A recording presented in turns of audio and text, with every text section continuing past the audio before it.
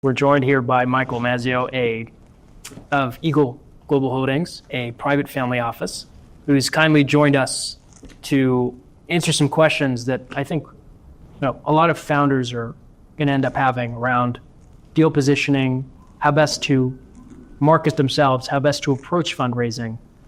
So thank you very much for being here. No, thanks, Juan. Pleasure is mine. Likewise. George, if you'd like to start.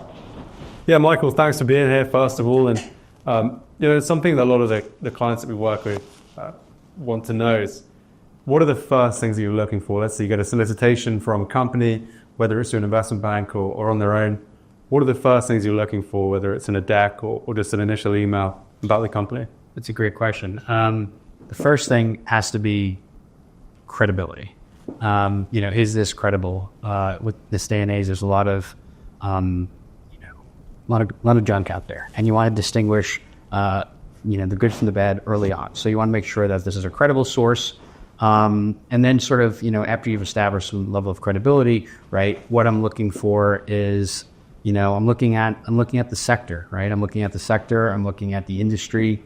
I'm looking at because the rigid metrics that someone may have may also correspond to other businesses within that industry. So for example, if I'm only looking for something that's 25 to 50 million in revenue, and let's say right on the headline I see it's not, I wouldn't discard it right away. I want to just use, okay, so this isn't a core industry. This is a core industry for us. This is I want to learn a little bit more about it, even if it's out of the particular metric range. So for me, it's all about the macro picture, the macro trends. That's why there's an obsessive focus on sector and industry-driven research that we do internally.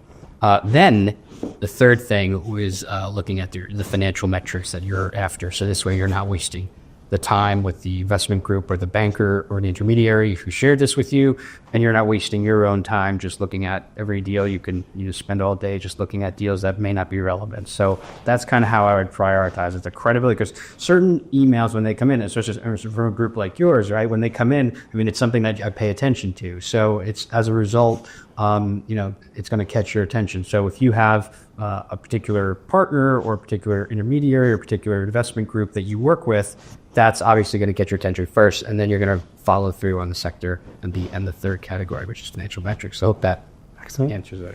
Yeah, it's interesting that you say that sector specificity is the first thing you look for over the figures, right? Yep. And then beyond that, to what extent does founder credibility take your interest as well in terms of background and things? There's a lot of time at the early stage, you're underwriting operational experience as well, right? Yeah, that's a great point. So I'm a little bit of a contrarian with the founder credibility, because I've seen enormous amount of businesses that have been, the second run of a founder that had a success story that have gone right into the garbage. And, it's sort of, I'm far more concerned about the business model, far more concerned about the market opportunity, far more concerned about industry dynamics, where it fits into what industry, which is why I said in the prior question, I'm definitely far more focused on the industry and sector. And that's for good reason, because even if it's not within my financial metrics, it's a great data point for me. And I'm keeping track of them either mentally or on my notes saying, look, I saw something like this at this multiple going for this. That's just a good data point. So, but if it's, let's say, we tend to stay away from heavy manufacturing. So I'd really discard a lot of those, because I'm like more service oriented businesses, and that we've recently getting into distribution businesses, but that's a newer push. So it's really service businesses, non-manufacturing is what we tend to focus on. So if I see something in heavy manufacturing, I kind of just stop right there. I don't even need to go down the metrics.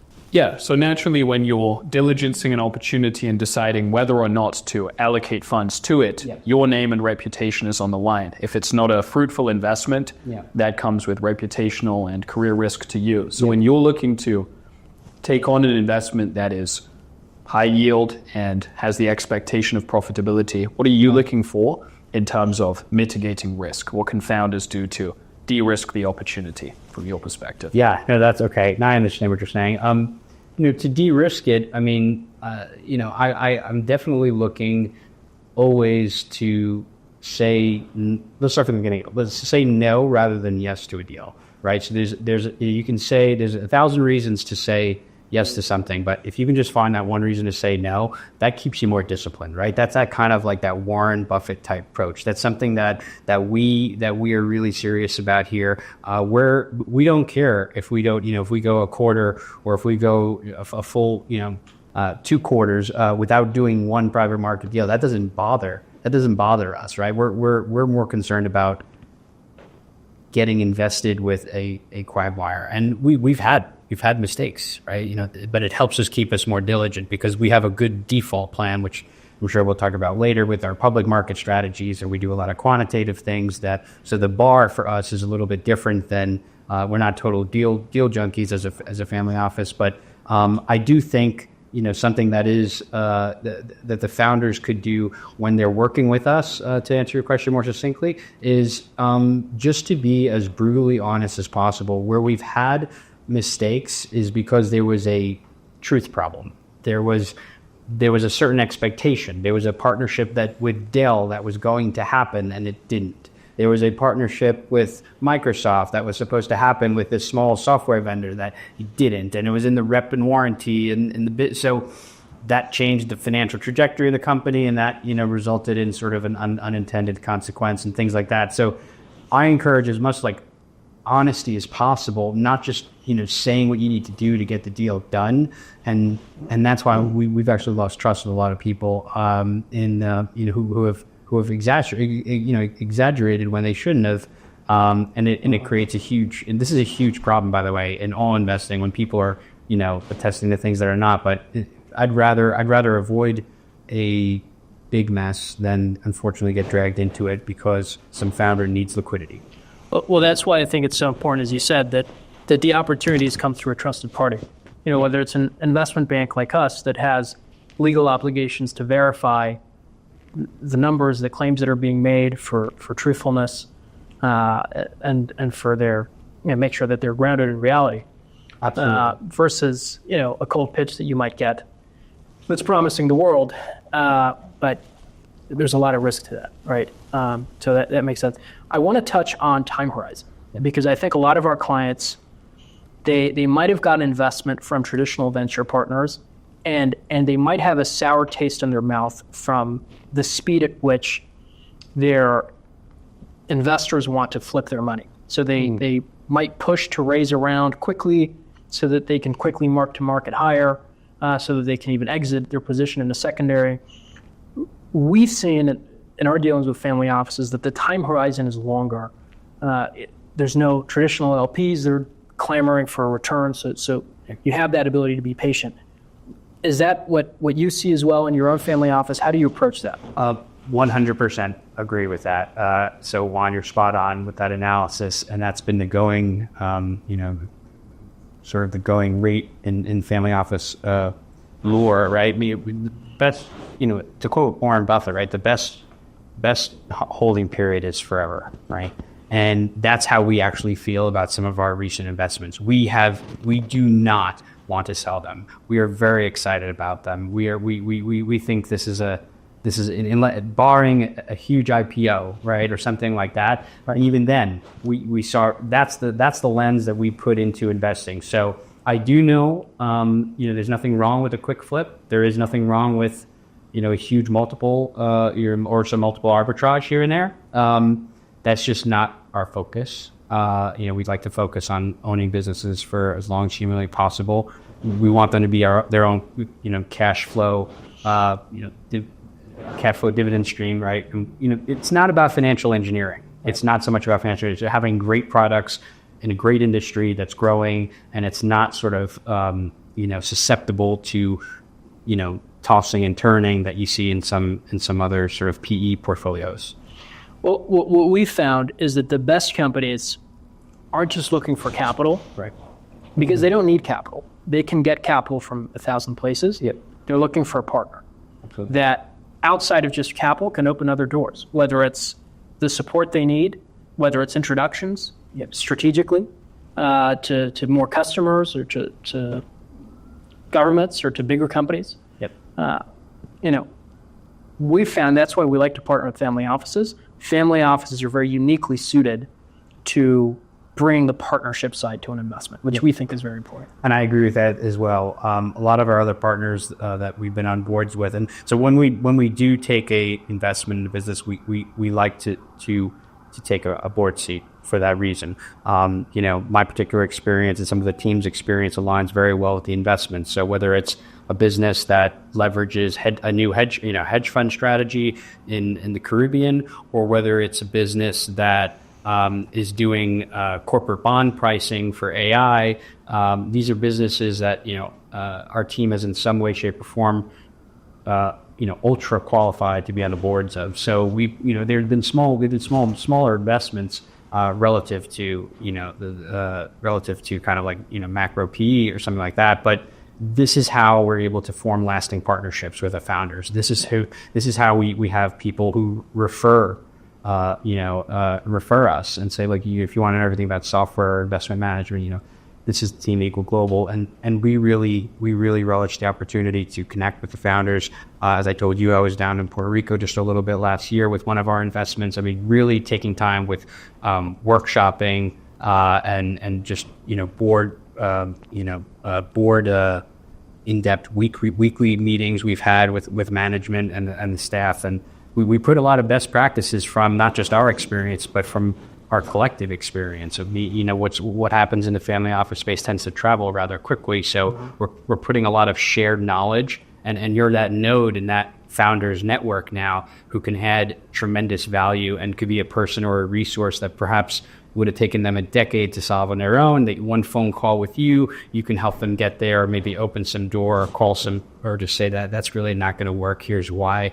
So I think that's been a huge advantage from being just an entrepreneur and an operator, and actually now fully in the investor seat. I can leverage all of my experience and my team's collective experience to make to accelerate the pathway to growth, because that's all we want. We're fanatical about growth. We want anything, and to your point about cash and funding, cash independence is a big thing with us too, right? We want to be invested in businesses that don't necessarily need the cash, right? It's okay if that like those are the hidden gems too, right? The ones that are just profitable, growing, and if you can just get a seat at the table, that's great. Fortunately, though, a lot of them are public. You could, right? Companies like Meta, Amazon, Microsoft, and these great businesses, Berkshire Hathaway. But at the early stage, it's ones that are managing their cash appropriately, managing their cash flow, and really connecting with their board. You'll find a lot of them will always say their board has really been the ones to usher them into a next level of growth. And they'll point out names of people who have changed the arc of the business. And so I do agree with you on that point. And so it seems that actually the relationship side of that is very important as well. And when you're going into ideally a perennial partnership with a company that you're taking on, how important is that relationship building, especially during the diligence process as you get to know a company? Yeah, well, we're doing it right now. We just closed the deal. This deal was.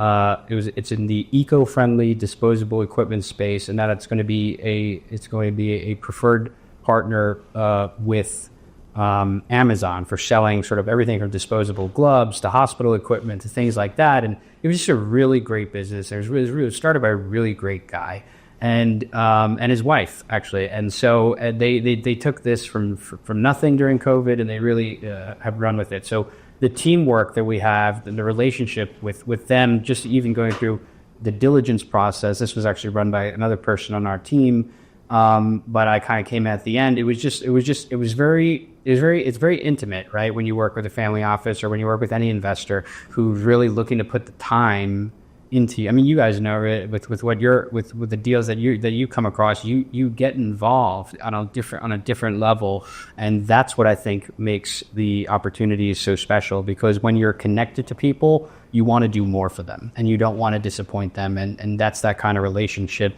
that we hope to see with all our investments. Excellent. I want to touch on something. I know you mentioned AI. Yep. I think we definitely have a lot of clients that are not in the AI space, and they feel like AI has crowded out a lot of the investment. That these days you need to have some kind of AI component to generate interest. Wow.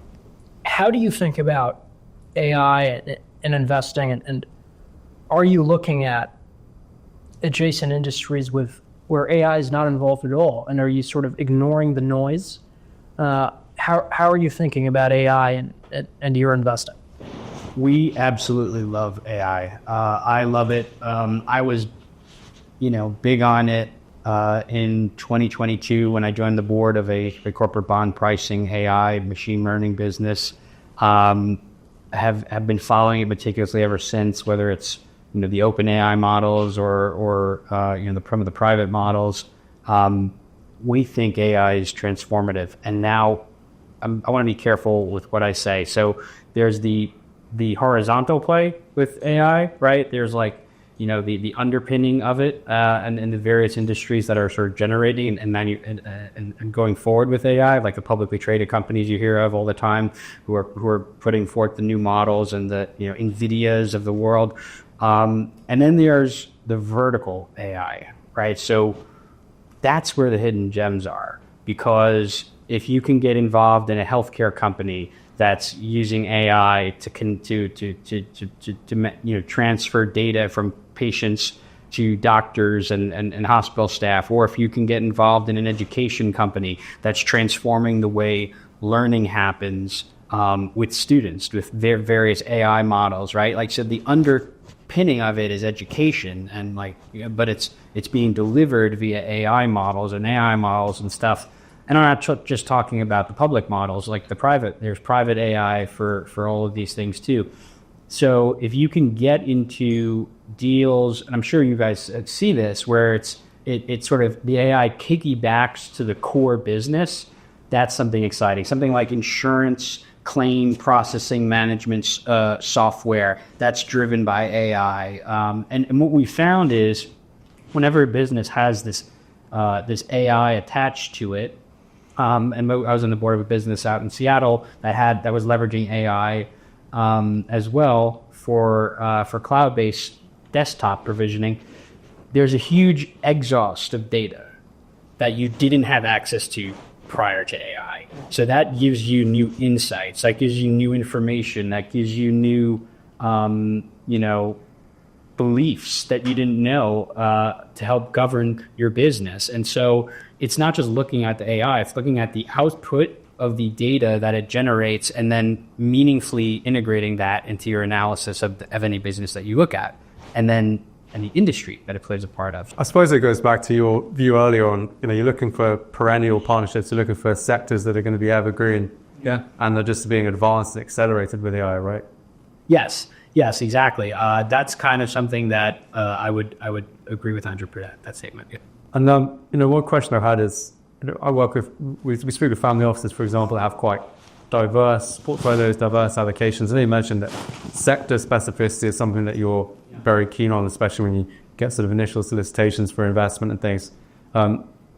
How diverse is your view on sector? How many sectors are you looking allocating in any one time? And how does that look? So we like technology as our number one sector, and that's vast, right? So a company just to give you an example, a company like Amazon is technically a technology business, but it's also a consumer play, right? So Apple, right, Microsoft, these are technology businesses, but they, software plays and things like that. But, company like Meta, but it's really I'm talking about the big companies, obviously. But, for us, I think we are more focused on businesses with just any degree of recurring revenue. That's sort of the holy grail. And beyond that, we're always we're highly opportunistic. So we don't care whether you are, as I said, manufacturing is something we tend to stay away from, just because we don't have the experience, we don't have the management capabilities, and I've kind of ruled it out as something that, unless the AI transformation happens with manufacturing, where there's a lot more automation and there's a lot more robotics and there's a lot more innovation, I just don't, because it's very predictable. It's very predictable, and it's predictable not in the way that I like it. It's it's not as profitable as just owning a highly recurring software business or things of that nature. So from my skill set and from my management experience, I'm not, number one, not qualified to do manufacturing, but number two, I'd rather just stay with highly recurring businesses in the software space or in technology space. And so the other sectors we like, education. Yeah. Huge transformation taking place in education right now, as I said. Then we love financial services. So there's a lot of automation in financial services that's happening, whether it's on the insurance side of things, all the way to registered investment advisors, which we are part of a investment group that is going to be that is actively acquiring registered investment advisors and tax preparation businesses and rolling them up to put them into a larger $6 billion fund, a $6 billion platform. So we really say technology, financial services, education. That's kind of like our core three. Yeah, interesting. It's a diverse set, nevertheless, right? Diverse with it, exactly. There's diversity even within each of those, right? Technology and education, and because in education there's a schooling business, and then there's everything from to like sort of the automated education programs and software, things like that. So there's diversity within that. So just because you're invested in a school or a medical school, we one in St. Eustatius School of Medicine, or something of that kind of like advanced nature. You could also have invest in a startup for pre-K or things of that, and have diversity even within the sector. Yeah, you're right. Yep. Interesting, and because we're always looking for good angles that we can bring to family offices, ways that we can kind of take an opportunity and put an extra kind of spin on it, and makes it a more of a personal potential allocation, right? And things like you're looking at sort of angles around integration with other existing portfolio companies and things as well. No, for me, it's for Eagle Global. It's for it's more of like we're looking to consolidate sort of micro industries. That's always appealing, because when done right, and I have the ability to do it right, you can see really some nice multiple arbitrage, and there's still opportunities even within finance. As I said, the RIA, that's really exciting, and tax preparation software. Also, some sort of software businesses that did cloud hosting. We were part of a roll up play in that space, and it was just, I think, 4 businesses put together, and it was a really successful exit. But it was, juxtapose that with what I was telling Juan about, the best hold period is forever. But, that's where the opportunistic part comes in. If you're like, oh, well, we've got this unique thing in financial services or that, like there are areas there, I know that they're not doing roll-ups, and they could very well be done in certain sub-industries, right? Companies with, I'm talking 1 to 5 million or 1 to 7 million of EBITDA could meaningfully transform, to 8 and 9 figure exits. Yeah. With financial services, with education, and with technology for sure. So I suppose that opportunity there is about how it fits in with your existing holdings, but really within the sector already. Yeah. So it doesn't really. It doesn't matter unless it's case by case. I think it's really hard, because like if something fits in, that's great, but we usually separate it as like our investors are this would be a great standalone investment and it should just go on its own, or this is part of our roll-up play. So we kind of look at it that way, because we do find acquisitions are extremely dangerous because a lot of them, screw up. They're screw ups, but they are, and we've seen acquisitions destroy healthy businesses because they never should have probably done that deal. Sure. So I don't. The only way, there's a fork in the road, which is if we look at it as like a roll-up play, this is a merger opportunity, or this is something that's a core investment. So like our recent distribution one, the one in Puerto Rico, and the other corporate bond pricing AI, like all of these, and we have another one, Grip, which is an agriculture business where they use scanning to keep track of their assets. They all could be fined to the end of time if they, if they execute on their mission, that's not contingent on meaningful M&A. But our RIA plan, our tax plan, like these are. So I never invest in a business and say, ooh, you know what? It'd be great if we just bought something else to fix this. I stay away from that kind of thinking. Yeah. But I know people who do it, and they do it, they do it well 50% of the time. That's not a good enough hit rate for me. They say it's about, 50% of acquisitions tend to fail. But I like the idea from the beginning, this is what we're going to do. We're going to execute a roll-up. This is what we're going to do. This business is great on its own. Maybe over time there's a tuck-in or something like that, but it can't be part of the some vertical skeleton or something. My plan. So I avoid businesses that are turnaround plays. So I will avoid that entirely. I don't have the skill set for it. No, I know a bunch of people do it really, really well. And I let them do it. I could share some names of Trump, but they're like experts at that. But so that's why there's this reluctance with acquisitions, because it's part of core strategy. You've mentioned you're more opportunistic with the way you evaluate certain mandates.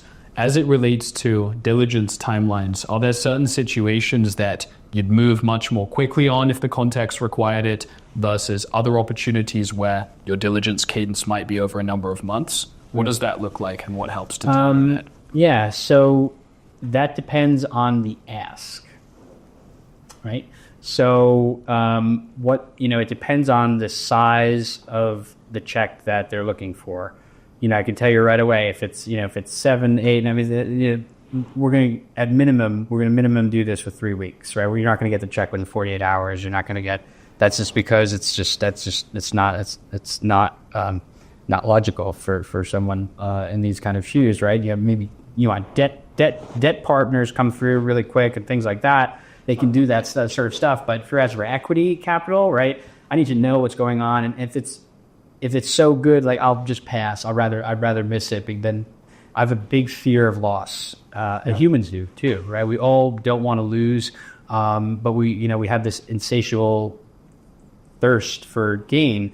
So how do you balance that? You balance that by avoiding bad deals and anything that's super, super time sensitive. I had one of these came up just like recently in an email, and I was just like, it sounds too good to be true. Then, if it's so hot and it's got to act, my default is no, and I just kind of I get nervous. But I usually the earliest we can do something is a couple weeks, just because I have to digest it, I have to sit on it, I have to get my questions answered, and that alone takes a couple weeks. But if it's something, ideally I like to take as long as possible with, unless there's a timeline, unless there's a great banking team or investment team on the other side who's representing them, I will take months to make a decision because I'm just so paranoid about loss and fear of loss. So as more time goes by, the better my data and pattern recognition of the deal gets. So I only learn more through time. So unless somebody's putting me on a timeline, I'm going to take it as long as I possibly can, and we'll make the best decision, and it'll be like that. But the earliest we can do is probably 2-3 weeks. We can turn around something, and it depends on the size, right? So it's size dependent. So ideally, we want 2-3 weeks to at least a month. Yes, and if a company is over chasing you, ultimately you probably are aware you have some leverage there. Push on terms. So, I would also want why me, right? Why Eagle? What is it about EGH that really inspired you that you really need this and you need us? Because we all like to think we are extremely different and this and that, but at the same token, that it's a very suspicious thing when that happens. And a few of these have happened in the last couple of months too. So you must be seeing a lot of that too. The time sensitive, without much cause. So let's put it interesting. That's why we tell our clients, there's a process to follow. You take your time to work with our team, refine the materials, refine the deck, make sure when we're going to market in a cohesive and coherent way. Yeah. We're not just blasting emails out with urgency. There's a right way to do things, and there's a wrong way to do things where you scare people off. So I think that's a good point. Yeah, no, that's exactly right. And I think we in our the smaller deals for us, like we liked. I mean, there are certain deals where it's like you're lucky to have a seat at the table, and you just say thank you because you just somehow got invited, and it's a great company, and they didn't really need you, and so that happens. And then the other is, if it's a deal for us, like we like to take a very meaningful role. We want a board seat. Like we just want that. Because we find that it's almost like I've told this to the team, but it's like with America leading the forefront, leading the world, right? Less bad things happen, right? There are less bad actors. So we found that while we are American, we represent America in some steads with Italian heritage. But what we do is we find that with us in the boardroom, less bad things happen, and we've caught a lot of mistakes. We've caught a lot of things of that nature, and stopped a lot of tragedies. And so we always want, if we're going to put serious time into it, we want a board seat, just because we can help in a meaningful way, and we enjoy the founders connecting with the team and meeting the board and people. And this is bring it back to a diligence process as well as you lead up to that stage. It's like you mentioned earlier around.